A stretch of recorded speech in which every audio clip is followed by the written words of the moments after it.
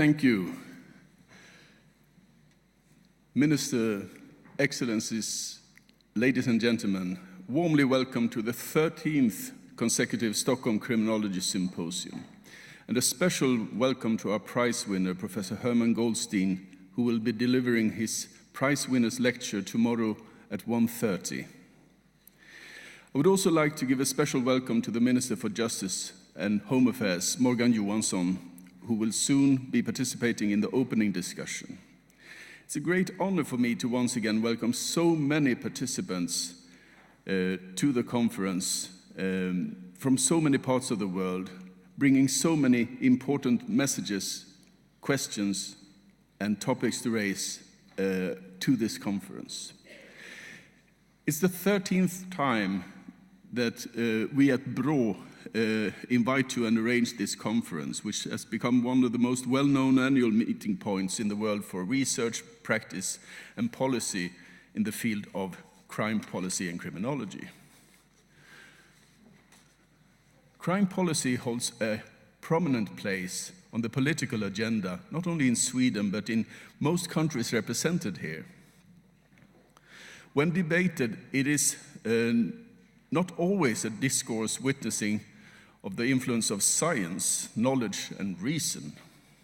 No, it is often the contrary, an opportunistic, sometimes populistic race to a dystopically painted bottom, devoid of any corroborating facts.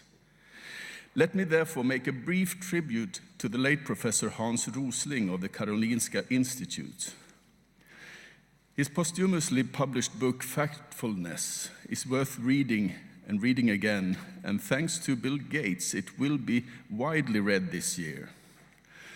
What is factfulness? Well, if I quote Professor Rosling, it is the stress-reducing habit of only carrying opinions for which you have strong supporting facts. I think that deserves an applaud.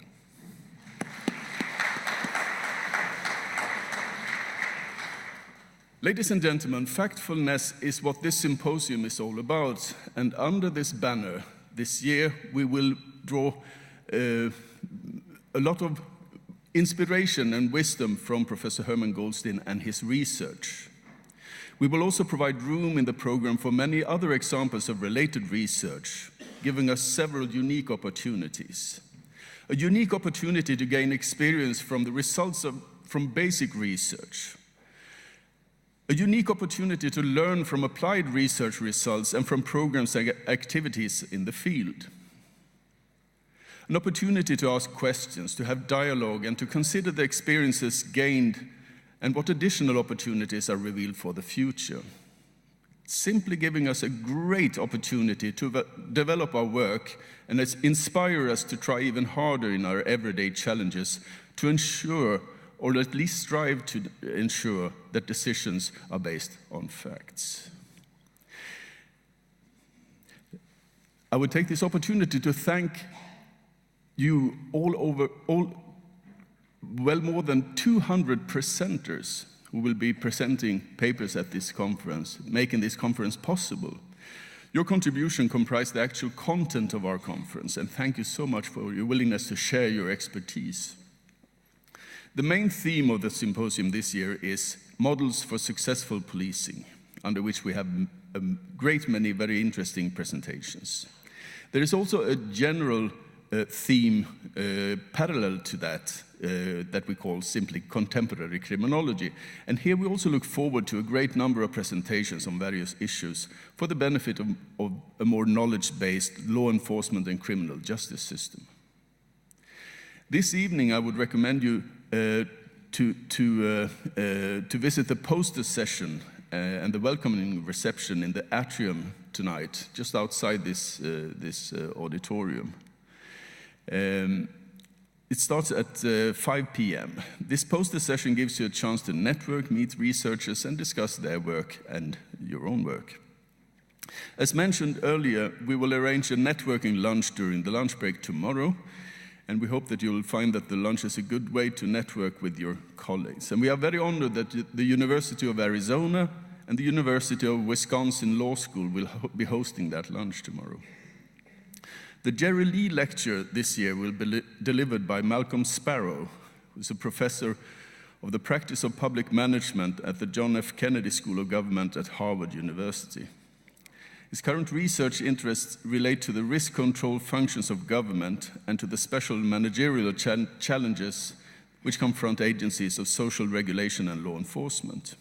And the lecture will focus on the art and science of problem-oriented policing.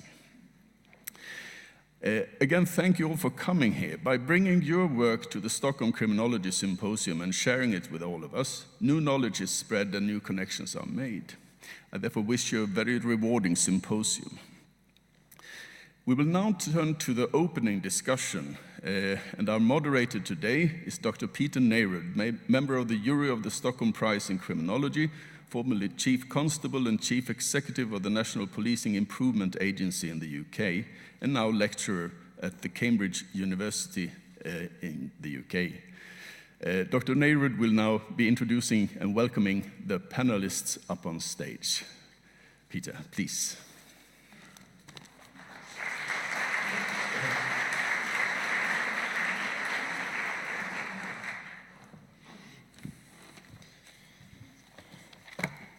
Well, good morning, everyone, and a very warm welcome to this event. I've got a panel with whom I hope are going to start us off on the right tracks, and I could start by welcoming the Minister of Justice up.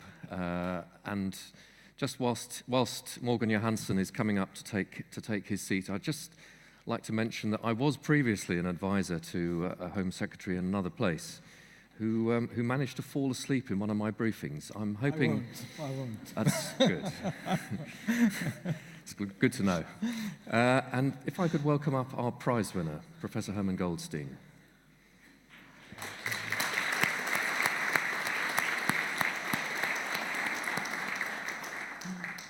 Whilst Herman's making his way, I have a treasured copy of Problem-Oriented Policing with Herman's signature in the front of it, and I'm very proud of that. And I'm very, very pleased to have been part of the jury that was responsible for this prize. Gloria Laycock, Professor Gloria Laycock, University College London. Welcome. And last but by no means least, my fellow co-chair from the Campbell Collaboration and professor from University of Queensland, Professor Lorraine Mazerol.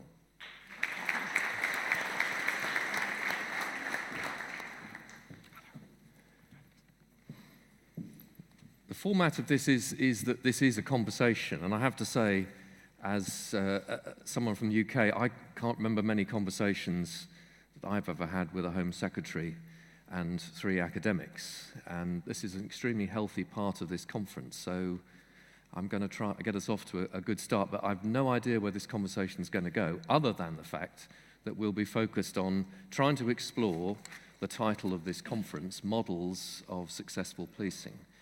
And first of all, I'm going to invite the Minister of Justice just to start us off with a question to warm us up, which we discussed just before we started. So, Minister. Thank you very much, and thank you also for being here again. This is, as we all know, an annual meeting, and it's always very interesting to hear the recent developments on science and research in this area. And as you know, we are trying to, in Sweden, to improve all what we're doing on crime prevention. We have a new national program on crime prevention, the first in 20 years, actually, which we introduced last year. So we are now, again, lifting this whole area. But I'd like to start in another angle, because we are also right now in a process where we are expanding our police forces. We are going to expand the number of employees in the police by 30% until 2024. So roughly now we have 30,000 employees in the police organization, where 20,000 of them are police officers and then 10,000 civilians. We're expanding that by 10,000 people until 2024. And then we also have all the people who are retiring. So when we need to expand by 10,000, we need to recruit 22,000 during these years. So we are right now in a process where we are going to train a lot of new police officers for the upcoming years. So my first question to you is, where we are in this process, we would like to elaborate on what kind of skills do you think is the most important one when we are now training so many new police officers and building and expanding the police organization? What kind of skills, based on your research, do you think is that we have to think about that these new police officers, but also civilians in the police organization, should have? What kind of competence are the most important ones for them? That's my first question. For any of you. Herman, do you want to start us off? Okay. Well, I think in an earlier exchange that we had, you put it in somewhat different terms of what the cornerstones were of, the police establishment and bringing new recruits in. And I think before one gets down to the skills, one has to address the philosophy, the approach, the concept of how they perceive themselves as being police officers. And I think it's imperative that we embed in new recruits and in the old recruits a commitment and understanding of what policing is all about. And that goes to the business of both there being, and I think you used the term in the preliminary discussion of this session, of legitimacy and effectiveness.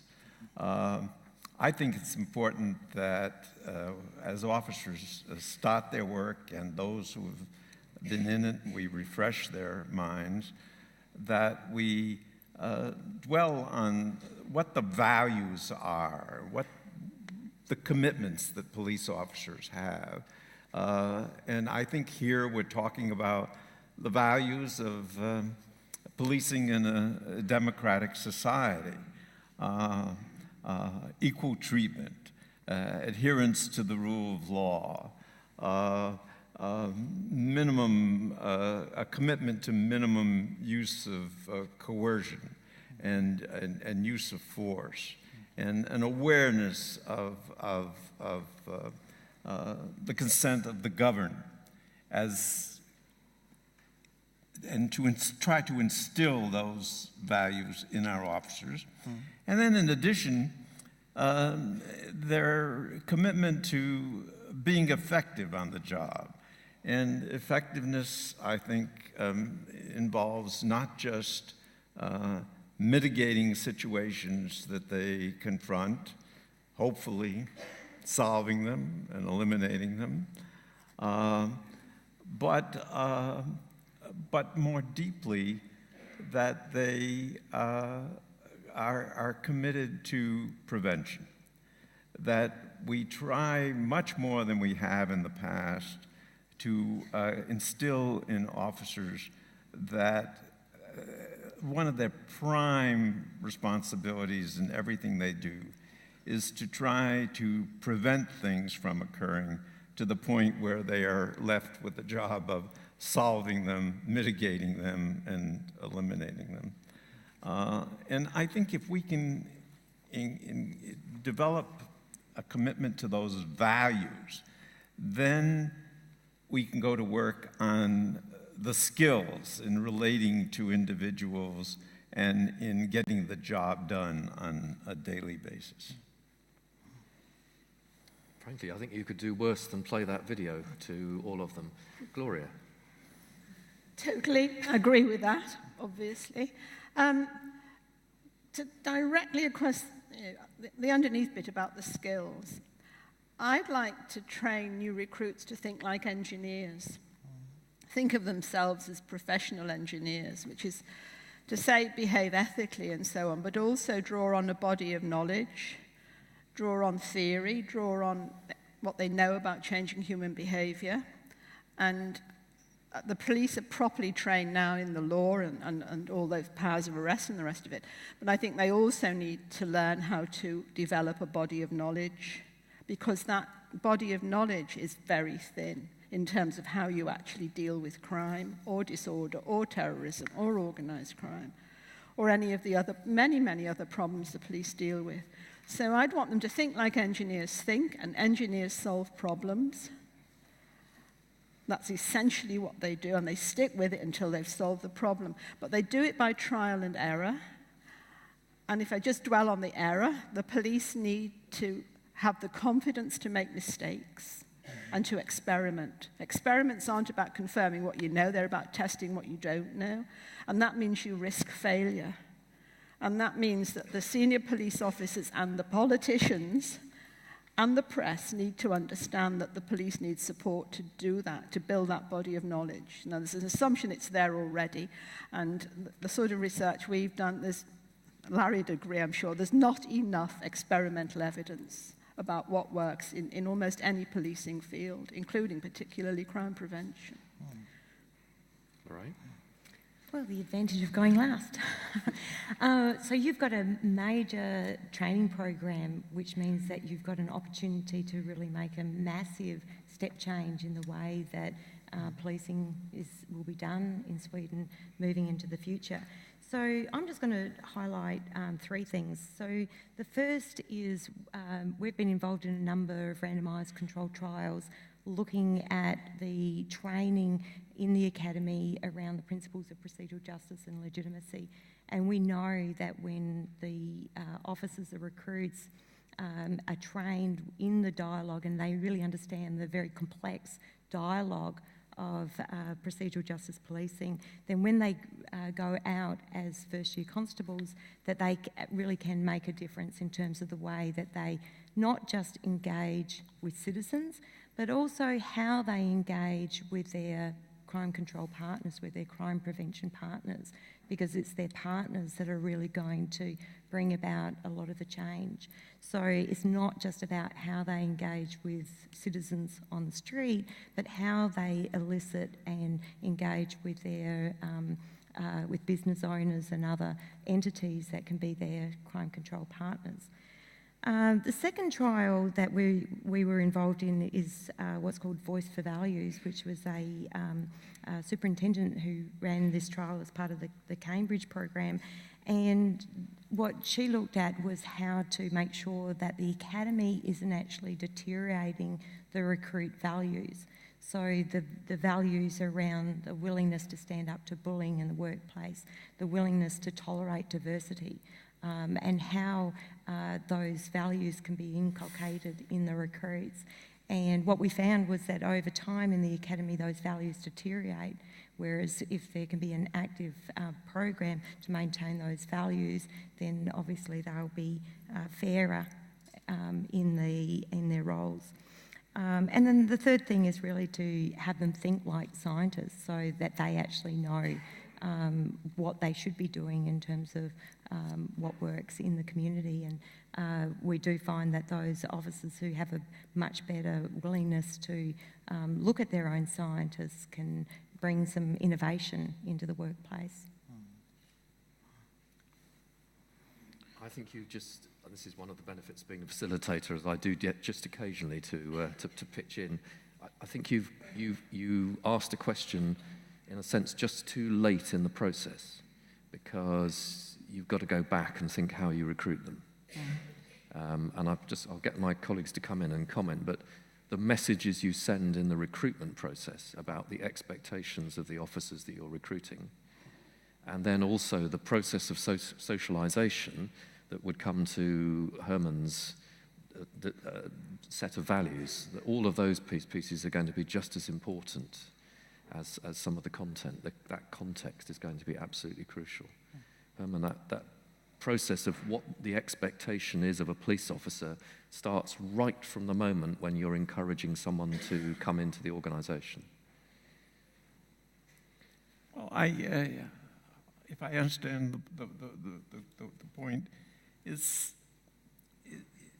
in our society, I think, despite what we do in the way of recruitment, a lot of people coming into policing have a rather mythical notion of what policing is all about.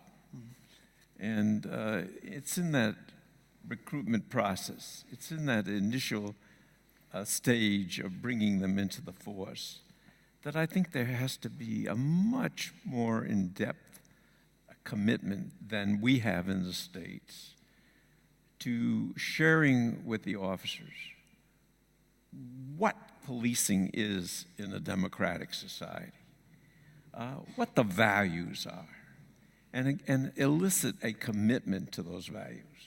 And they are of high calling. And they put very much on the back burner the notion of what a police officer does on television. And it takes a lot of historical perspective, discussion of values generally, a recognition, a forthright recognition of the very sensitive, limited role that we expect of police and what it takes to adhere to that under some very pressured, unpredictable kind of circumstances that police officers are going to confront. And after my years in policing, I still am in awe of what we expect of these young officers. And there's relatively little in their background that equips them to reflect on this and to understand the depth of what is expected of them. It's a very serious responsibility. And so I think we have to invest much more heavily at the very outset in getting them to, if not fully appreciate it, which they won't until they're on the force for some time, to be open to the very special role that they're going to be playing in our society. Okay. So you've got 22,000 To recruit. recruits. And unfortunately, the numbers now on the people who are, on the number of young people who are applying for the education, for studying, is the highest ever. Last week, for the next starting of educating new police officers is next spring. We have another 1,000 to pick out of 11,000 applying. So 11,000 are applying for 1,000 places there. So Okay. So there are more young people than ever actually who wants to be a police officer in Sweden, which is very good, of course, because that also means that we have really a good possibility now to make sure that the people who are going to be new police officers are really suitable for the job. But of course, the problem here is always that the job is so varied. You can work in the countryside or in the city, or with different types of crimes, all the way from shoplifting to murders, to tough and very complicated economic crime, and it takes so much different competences in order to sort all these kind of issues out. So, and that's also my question to you: how can we form a police organization that can deal with all these kinds of crimes in a better way? That's my first one. And second, we're talking about, you, Mr. Gorst, you said it's very important to make sure that they are efficient, but how do we measure efficiency on policing, and what is the best way of measuring it so we know that we're doing the right thing, or that they are doing the right thing. Shall we start with training all those skills? Lorraine, your challenge. Sure. So yes, you do have this enormous diversity of skills, and along the way, at some point, that there is a need for some degree of specialisation. But those, in what I've observed, those skills do get learned over time, that they do have opportunities to move into different roles. I think the underlying thing is that officers really understanding criminological theory, the why they're doing certain things. Why is it that they're targeting? Why is it that there's 15% of people generating 50-60% of the problems? What are the factors there? Why is it that there's clustering of places? And so as they understand the why of the problems, and then being able to then bring some previous knowledge through the evidence base that it's growing. Of course, that there's a lot of policing practices that we don't know whether or not works, but we do know that there's an exponential growth in our knowledge base as to what does work. Being able to apply those promising practices and having the authorising environment to innovate and to test these things, rather than being hamstrung and not being able to test those things. So I think there's a combination of building the knowledge of the why, and having at their fingertips the capacity to access the science and innovate from that point. Gloria? I think no matter what problem they're addressing, be it murder, shoplifting, or whatever, they need to understand and appreciate the value of data, because they're the first point of contact. And if they gather partial data, or that it's not taken seriously, or it's inaccurate, it's going to cause problems when it comes to both detection and prevention. So they, as Lorraine says, they need to understand what this is for, what the purpose of collecting it is. That's the first thing, and they need to understand that analysing those problems and the skills to do that are really important, either in themselves or in support staff. But the thing that really interests me in relation to this question is the future. And we know now in the UK that something like 5 million victims of cyber fraud in a year, which doubled the crime rate, and we didn't know about it. And we didn't know about it because the public don't report it to the police, they tell the bank.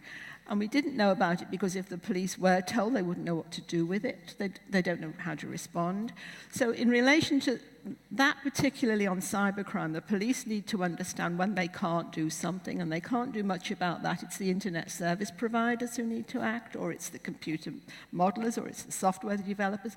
So they need to be able to lever action out of those other agencies. And if you're going to get somebody who doesn't want to do anything, like an internet service provider, to actually do something and redesign a system, you need the evidence to put to them to do that, because there's a cost associated. So the police need to get really clever at using levers to get other people to do stuff on prevention. But when it comes to, say, detection of cybercrime, or any of these new crimes or new forms of committing crime that are going to arise out of new technologies in the future, artificial intelligence, drones, we've gone around UCL and talked to everyone in the engineering faculty about what research they're doing and what are the crime implications. And I don't think we've met anybody yet who said, oh, there aren't any crime implications, because there are. And the police will not know enough about those new technologies to be able to respond to them. So the good news is that the young people you're recruiting will know a lot more about social networks and the rest of it than I do. And so it kind of turns the hierarchy upside down, if you like. So senior officers are going to have to ask these nice young bunnies who know all about this stuff, what do you think? And that's a cultural shift a little bit, I think. Herman? My own feeling is that as good a job as you do in recruiting and I've been involved in some recruiting efforts.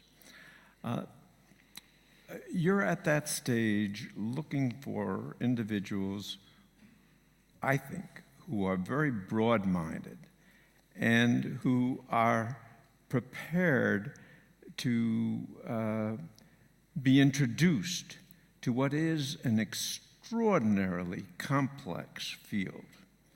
And I don't think most of them recognize that. I think some of them come in with the notion that I'm going to go out and find bad guys.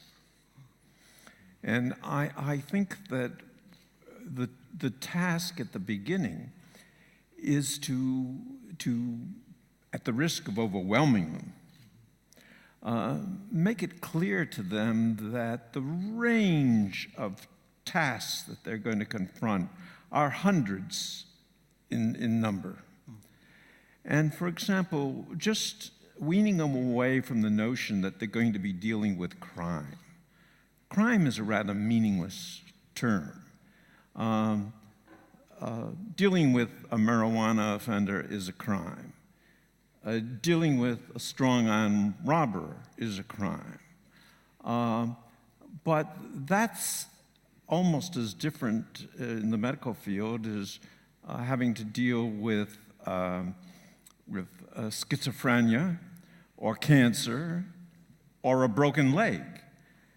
And for each of those things, we have a body of knowledge as to how we go about doing that. And the police field is in a very early, preliminary, premature stage in understanding those bodies of knowledge. And so I think we have to open them up to recognize that for each one of these things, even within the area of crimes, there are so many different kinds of crimes, and they are so highly specific that for each one of them, as they get along, they're going to have to appreciate the depth of understanding that we have and that, most importantly, we need in order to deal with each one of those specific behaviors in an effective fashion.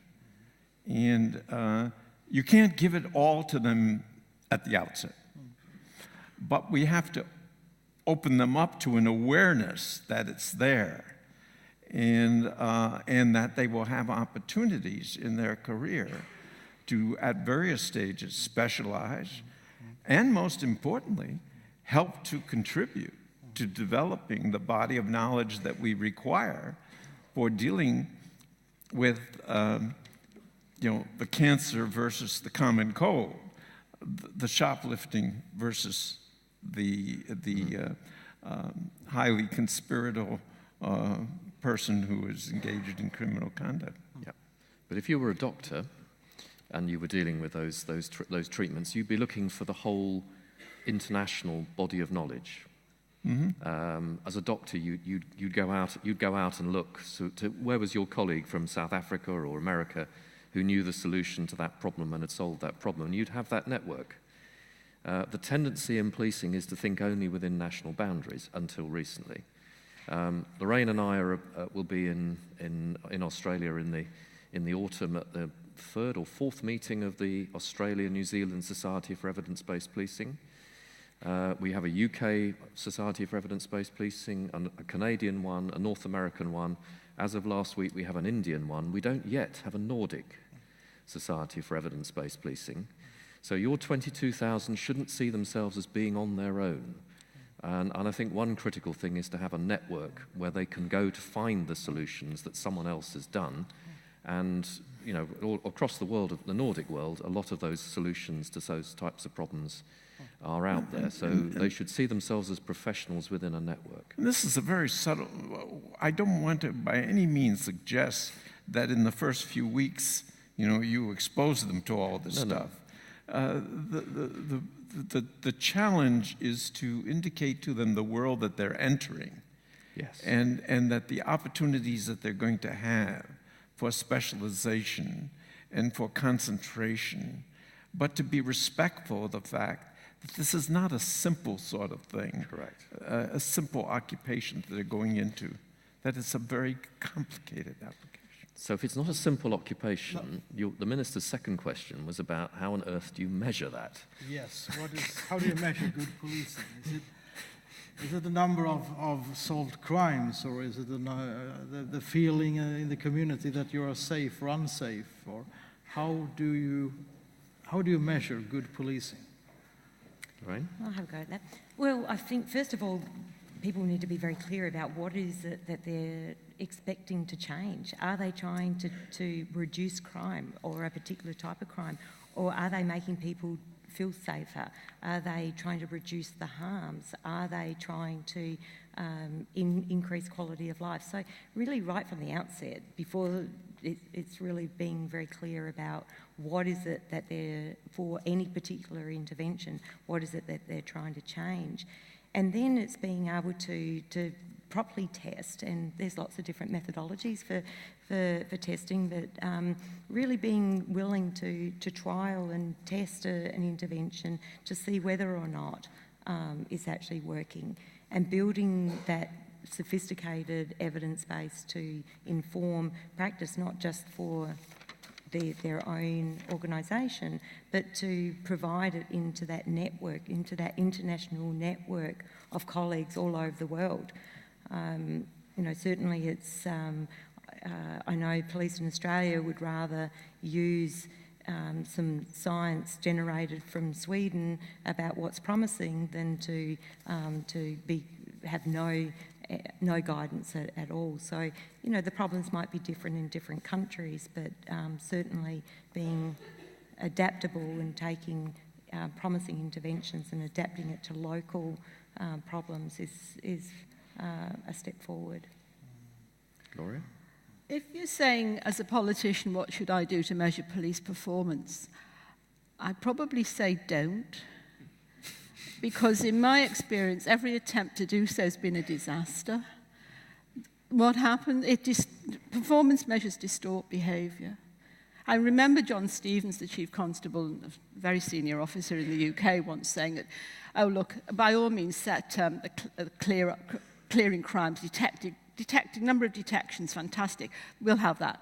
We'll go out for every shoplifter and every drug taker in the area and we'll arrest them. And it will shoot the detection rate through the roof. Fantastic. So with all due respect to the integrity of the police, if you give them a performance target that they can fiddle, they'll fiddle it. Yeah, we all do. We've got the assessment in the universities coming up, and we're all working out how we can look better than the next college. So that's what happens.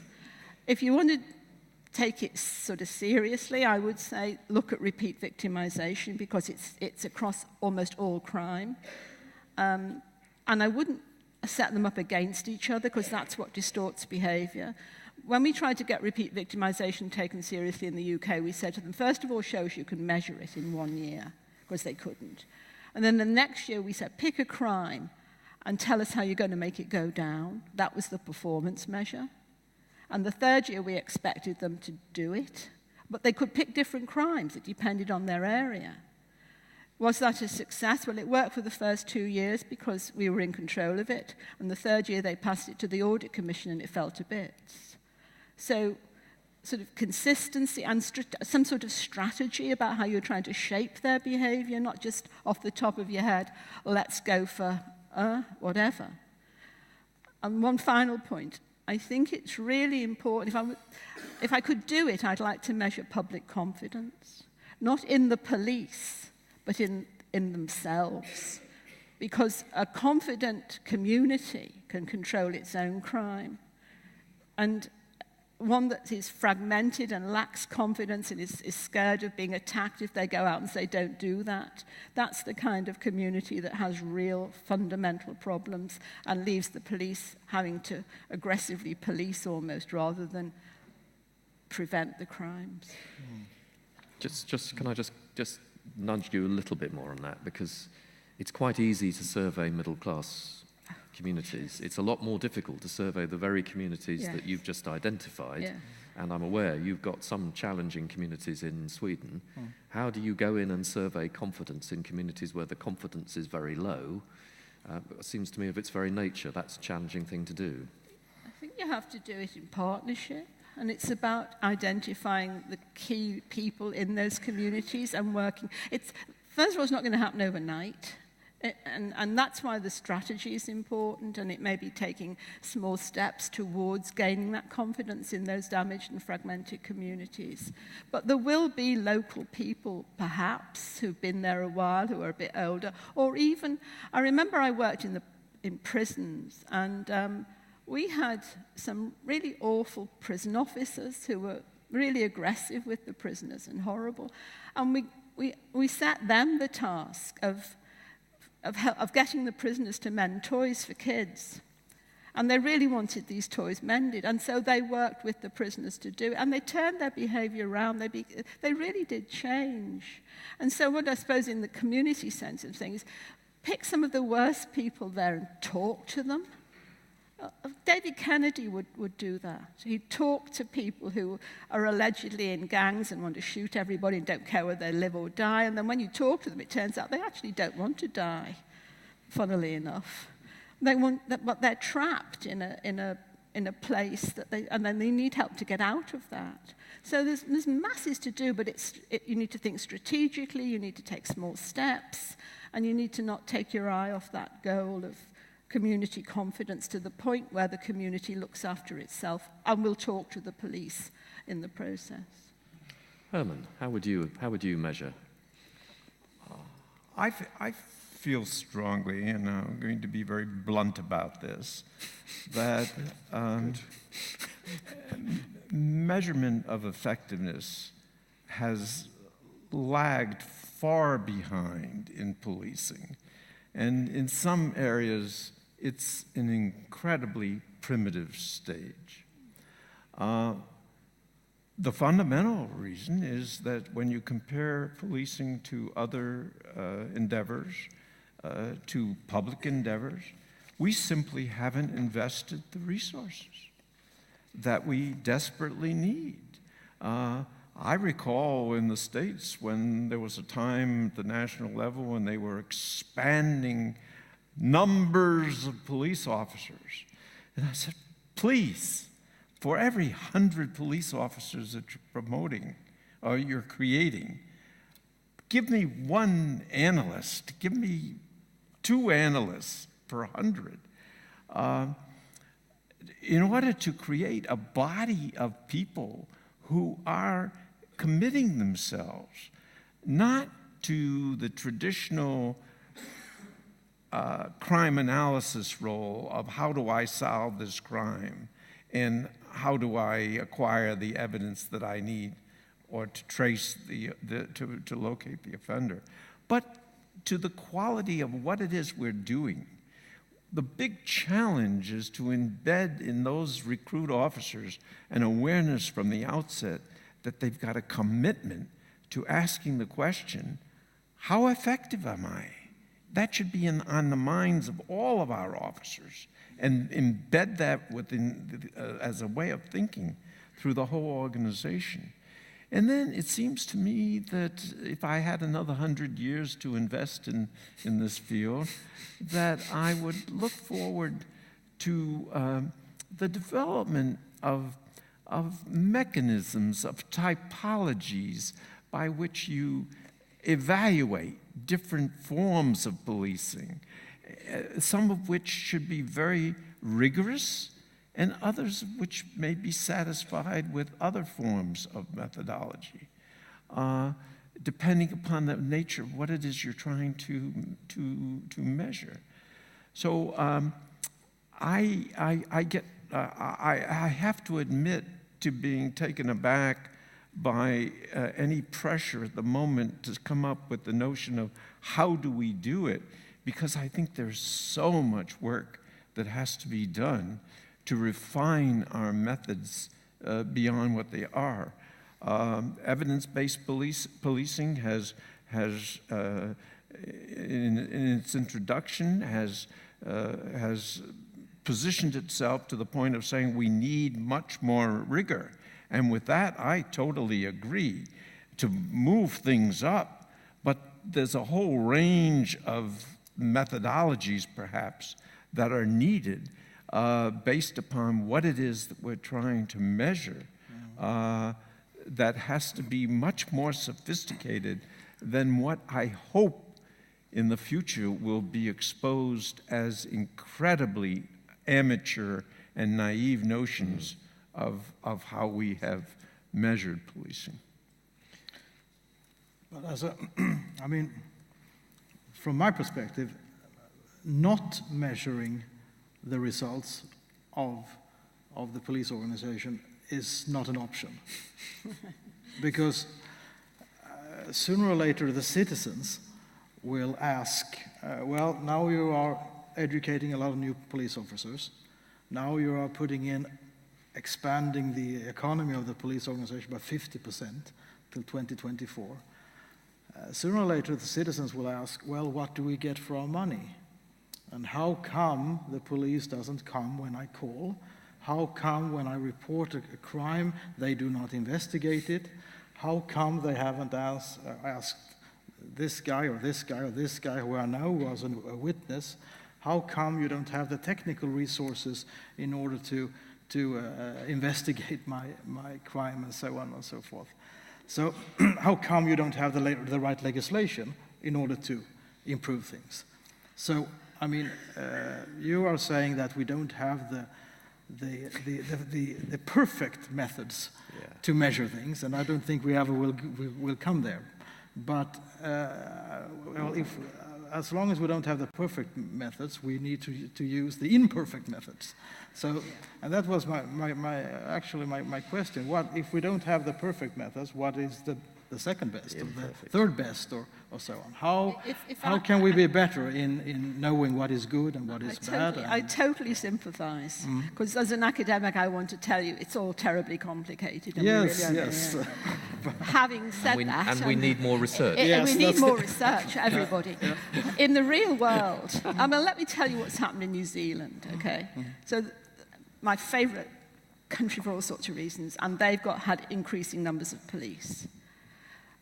What the commissioner said was, okay, if you give me more policemen, I will reduce the top level of crime by X%. And it was a challenging target. This was like burglary or, top level. It's not anything complicated. I'll reduce crime by a significant proportion. So they gave him them, and he used them strategically. He put the new recruits, and this is really important, I think, to talk to the New Zealand police. They gave them the task. They put them in small neighbourhood teams, and they said, go and solve problems. And then they ring-fenced them. So instead of being hived off to police a football match or whatever, or off on training, they solved problems. And they carried on doing that. And crime's going down. And they've just had another increase in police resources, in funding, because crime's going down. Now, in the UK, crime went down, and they've chopped the police, chopped the numbers right, left, and centre, to the point where the police are saying now, enough's enough. I mean, I can see them going green in the UK, all the police officers at the moment, when you say you're recruiting officers. I mean, that's fantastic, because it requires some level of confidence in the police. You've got to take a risk, and good on you. Yeah, and I too can, having been in your situation, can identify with the pressures on you to produce immediate indications of what's happening. You've given us the money, we've hired the personnel, we expect results. You're going to be stuck in some situations where you have to going to resort to some of the traditional measures.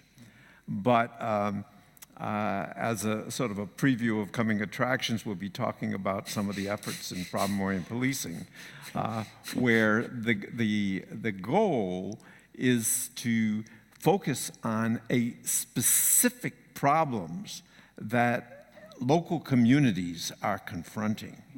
And I can tell you that the satisfaction to me has come from the fact that if you zero in on the specific problems, you then are in a position to establish within the context of those specific problems measurements of the degree to which you have reduced the problem on which you initially focused. And my feeling at this stage in my career is, hallelujah, we can say with great confidence that this was our goal.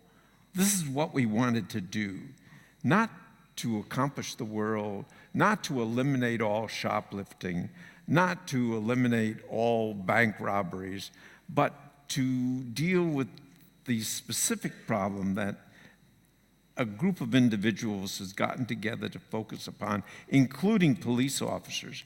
And out of that, they come to realize that measurement takes on a different meaning in the sense that their goals are highly specific, and highly specific measures can be developed with appropriate methodology for determining the degree to which they achieve that specific thing. And your audience is a smaller audience. It's usually a local problem, but the results are nevertheless very convincing.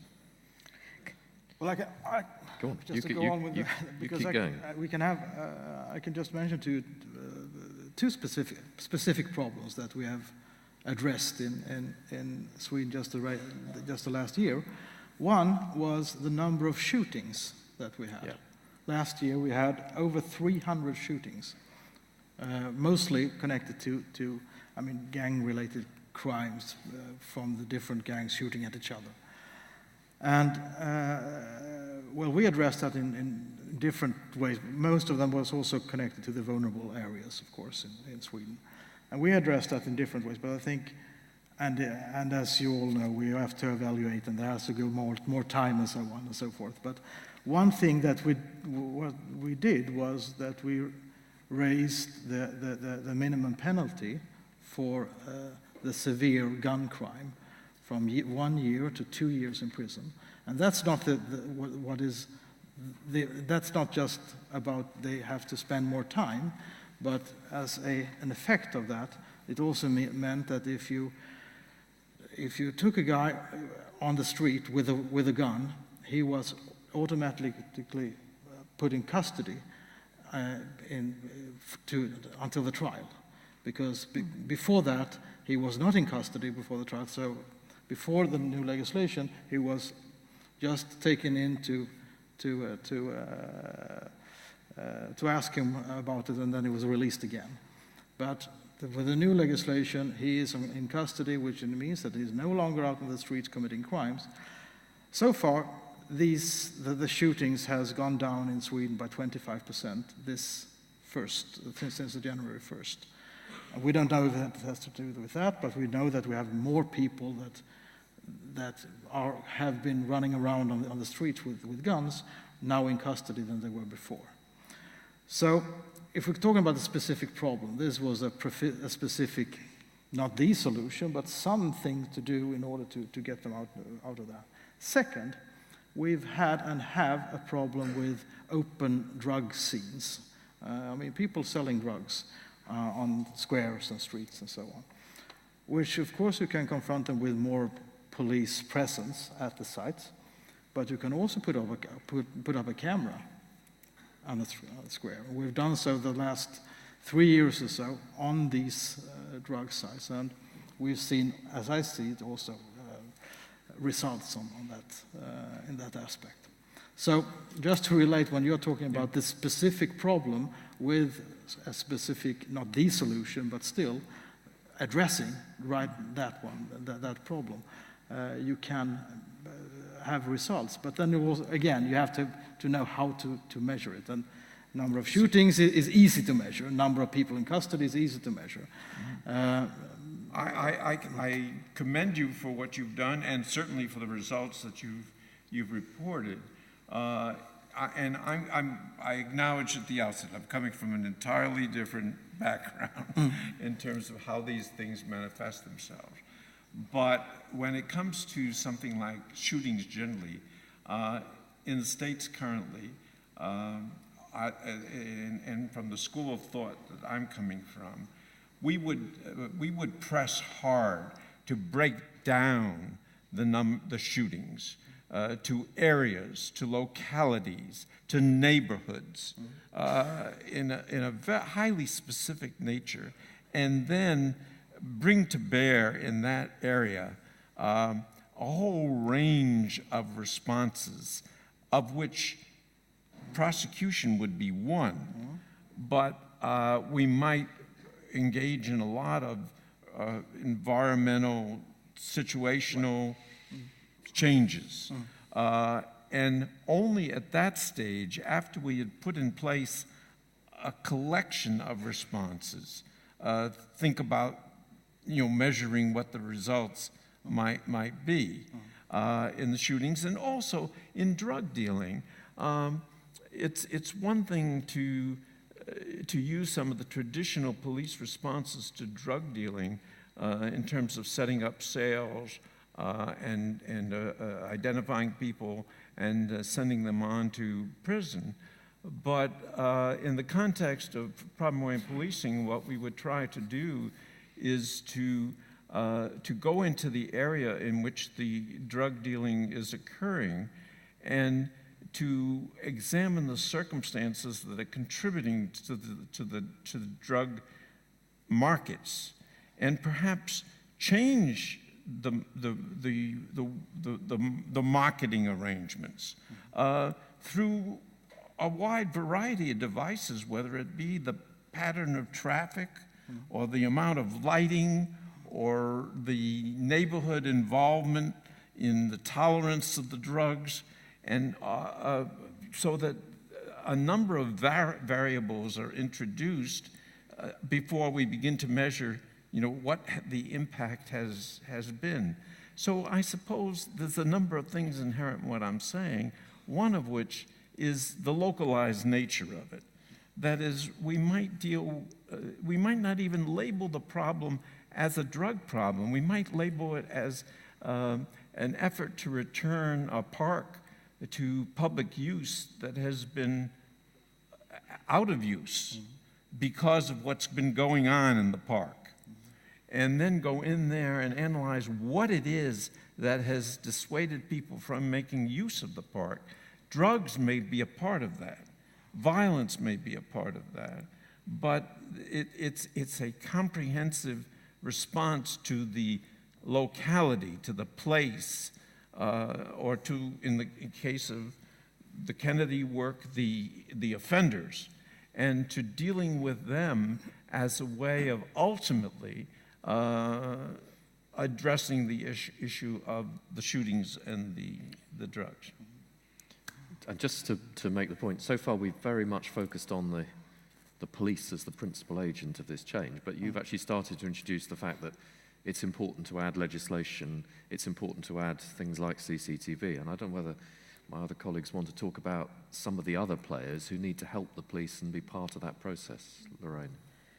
So I think that in terms of the gun issue, the Australian gun buyback initiative after the Tasmanian mass shooting in 1997, we've now looked at, and a number of other people have looked at the impact of massive efforts to get guns off the streets, and they actually do have an enormous impact in terms of reducing gun-related homicides. So there's some macro things, which is what you're talking about, that really do work. And what Herman's then talking about is then getting really in at the micro level, and because the different types of gun violence and different types of very micro places are fundamentally different. So the range of different strategies to deal with that gun violence, and the Campbell collaboration has a systematic review by Anthony Braga and colleagues around that pulling levers strategy, which I think is very instructive. And then in terms of the open-air drug markets, again, at the very micro level, the different markets are fundamentally different, whether it's a crack cocaine market, a methamphetamine and ice, or the different types of markets are very, very different, and the kinds of factors that create those markets at a different locale are very different. And the stage that the drug epidemic is in. So certainly we know that at the early stages of an epidemic, law enforcement responses are very effective. At the later stages of the epidemic, they're not as effective. So it's really looking very much at those micro factors and being able to tailor the solutions to the specific nature of the type of drug, the method in which it's being done, and the stage of the drug epidemic. I do sympathise, because I think you've got a real challenge in, as a politician, wanting to set some kind of national target, while knowing all the time that the problems are very local and very specific locally. So not everyone's got a gun problem. Not everyone's got a terrorism problem. Lots of people have got maybe a burglary problem, but there'll be vast swathes of Sweden that haven't got any kind of a burglary problem either. So when it comes to that top level PI, if you want to go in that direction, the thing that's sort of common across all of them is confidence in the police. And I think the research tends to show that when you ask the public about the police, they'll say, oh, it's all going to hell in a handcart, there's crime everywhere. But my local police are okay. So it's about getting the questions on those surveys right. How do you feel about your local police? Because, well, one quick anecdote from where I live. I wanted to put my pot plants on the front step because I've done some work done in the garden. My neighbour said, don't, someone will steal them. I said, oh, God, I'll put them somewhere else then. She said that because in a local area, all the row of houses, they all had pot plants, and somebody stole them. And then the community, they phoned the police, someone stolen all our pot plants. And it was him, and they're in his back garden. And the police arrived, and they climbed over the garden wall, and they took all the pot plants back, and they put them back where they'd come from. And they watched. The man came home from work, and he saw all the pot plants back where he'd stolen them from, and not in his garden. And then the police knocked on his door and said, you either go and apologise to all those people who you stole the pot plants off, or we'll arrest you. And he said, I'll apologise. So he apologised. Now, there was no crime. Nothing was recorded, nothing was detected, nothing was done, but the community, and this was a tale I was told, I thought, that's fantastic policing. And I phoned the inspectorate and said, is that illegal? Can the police take those pot plants back? And they said, yeah, they can actually. So my neighbours and I think our police are great, but, you know, policing generally, but my police are great. To be honest, I think the police are working like that on the street level in every country. In that case, the public will have confidence. Yes. I'd like to try to respond to the question that you raised, Peter. And here I'm reflecting my prejudice because I've been involved for some 40 years now in developing this problem approach, which is very local in nature, where we tend not to define the problem as shootings or drugs or things like that, but as in different terms. And once we get into it and we create a group of police officers, community groups, community representatives, etc., and they start examining the problem that is bothering their specific area, they start exploring the alternatives by which they can deal with it. And in exploring those alternatives, one of the things that jumps out at me, and I'll have more to say to this later in the conference, is that the entities that surface outside of policing that have enormous resources with which to respond to some of these problems. A police officer going into one of these problematic areas will find that the local merchant, the local pharmacist, the local landlords and their tenants, once they're engaged in a form of sophisticated community effort, each have guardianship responsibilities and can take ownership, borrowing from a lot of the research that's been done in criminology, and become very important actors in bringing about changes within the area that ultimately address the guns, the drugs, and the other things.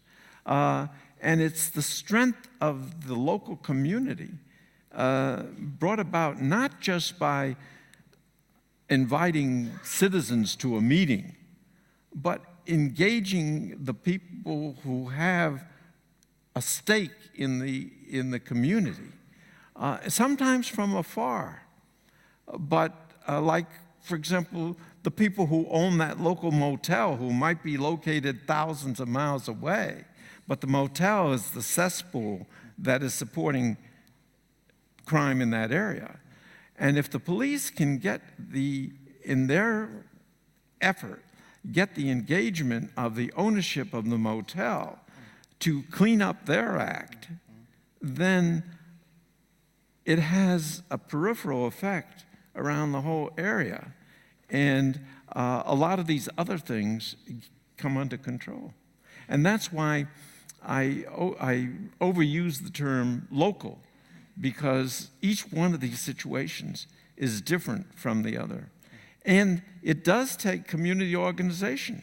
Out of that effort, you often find emerging community leaders who are prepared to assert themselves and take that leadership role. And you have, wittingly or unwittingly, created community organization of real strength that become a substantial source of support to your local police. And you have, Mr. Goldstein,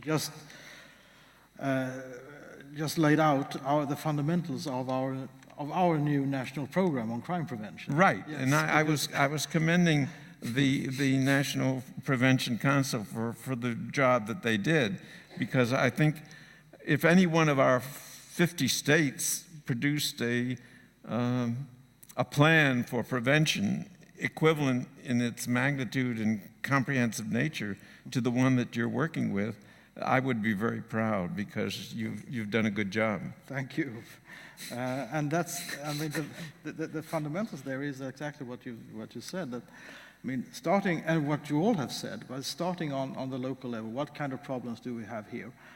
As you said, not all areas have a gun problem.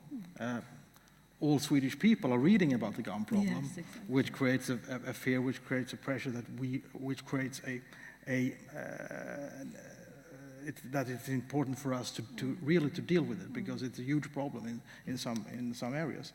But in other areas, there can be the big issue can be traffic, or burglaries, or other kinds of crimes. And that's why we are trying to work with what we call citizens' agreements, that on the local level, the police organization together with the municipality are creating an agreement that in this municipality we are going to give priority to these issues, because this is the problems that we have here. And we also tried, and I'd like to elaborate a little bit on that, we also tried to involve more people into it. Business, as you mentioned, civil society, except for the police and the right. commune and the municipality, which I think is the four corners actors here that are extremely important. And as an addendum to what you've just said, and which is reflected in your crime prevention program, when you just mentioned the word traffic, traffic often is just one of the elements involved in a territorial kind of problem. And what we're finding by focusing on the problem that is of concern to this area, is that it brings to bear all of the other municipal agencies. Recently, in a prize-winning effort in Cincinnati, the city manager made, I thought, the very astute observation that he had come to the point, as a city manager in the States, you're in charge of the entire city, that all of your city agencies are a part of the police department. Because they have very powerful contributions to make. The traffic engineering unit, by changing the pattern of traffic in a troublesome area, can greatly reduce the magnitude of the crime problem in that area. And so is the case with regard to a park department that can revitalize a park that will otherwise be the source of the problem, that becomes an attraction for new activities that change the character of the area. I'm conscious we're coming towards the end of our time, so I'd like to give them all a chance to give you one final piece of advice with your 22,000. Lorraine, do you want to? Well, coming back full circle to the issue of how you're engaging with your crime control partners, and you do have many, it's really having the officers really being able to treat their partners with dignity and respect, really engage with them so that they willingly are a crime control partner. And it's not about coming in too heavy with the partners. Is really engaging them so that they understand what the police are trying to do in terms of crime control and what their responsibilities actually are. So it comes full circle to your training, that there is so much scope for building these partnerships of crime control. One thing, Laura? I'd be really excited about the opportunities these new officers present to introduce problem solving, but I would suggest it's worth giving a bit of thought to the culture into which they're being injected, because the work on errors in the NHS in England showed that culture trumps all the rules and standards and control strategies every time. Yeah. So that you might want to think about whether you're happy with the way the current police culture is or where it's at, and whether you should kind of nudge that in the pop direction, perhaps. Herman, one thing. One of my common themes that I've been trying to articulate is that I believe the police are overwhelmed in what is expected of them. And that I think one of our goals should be to help and try to divest the police of some of their responsibilities so that they can concentrate and do a more effective job in dealing with those things they're best equipped to deal with. And in the course of that, one of the escapes, one of the ways to divest them and to make their job more achievable is to identify all of these other agencies that have a contribution to make to the reduction of crime. And I've come to characterize that as a redistribution of the responsibility for public safety, in which we think creatively about the ways in which other units of government can, and the private sector, can contribute to some of the things to which we now look to the police to handle, so as to make the job of the police more manageable. Okay. Ladies and gentlemen, perhaps you'd like to thank the panel for the discussion. I hope you enjoyed that, and we're done.